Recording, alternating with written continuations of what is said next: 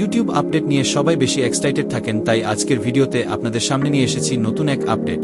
যারা short user রয়েছেন তাদের জন্য একটা সুখবর বলাই যেতে পারে। আপনাদেরকে সরাসরি নিয়ে যাচ্ছি মোবাইল স্ক্রিনে এবং সেখানে সেই আপডেটটা কি আপনাদের সামনে শেয়ার করব।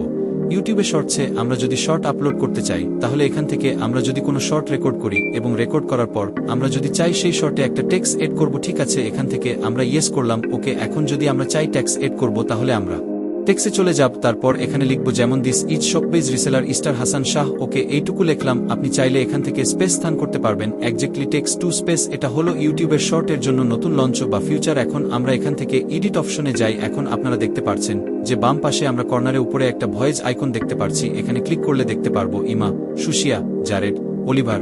এখানে ইমা, সুশিয়া এই দুইটা ফিমেল ভয়েস আর জারেড, অলিভার হলো মেল ভয়েস, ওকে। আমরা একটু ভয়েসটি শুনি। This is Shopbaystar Hassansha. This is Shopbaystar Hassansha. This is Shopbaystar Hassansha. This is Shopbaystar Hassansha. কে এই মুহূর্তে আমরা আপডেটটা শুধু ইংরেজি ভাষায় পাচ্ছি, তবে আমি আশাবাদী সকল ভাষায় এটা আপডেট করা হবে আর ইংলিশে থাকার পরেও অনেকের উপকারে আসতে পারে। আর এই আপডেটটি আপনাদের কাছে কেমন লাগছে অবশ্যই কমেন্ট করে জানাবেন এবং পরবর্তীতে ইউটিউব টিপস এবং ইউটিউব গাইডলাইন পেতে এবং নিত্যনতুন ভিডিও পেতে চ্যানেলটি সাবস্ক্রাইব করতে ভুলবেন না। তো কথা হচ্ছে নতুন কোনো ভিডিওতে। আসসালামু আলাইকুম ওয়া রাহমাতুল্লাহ।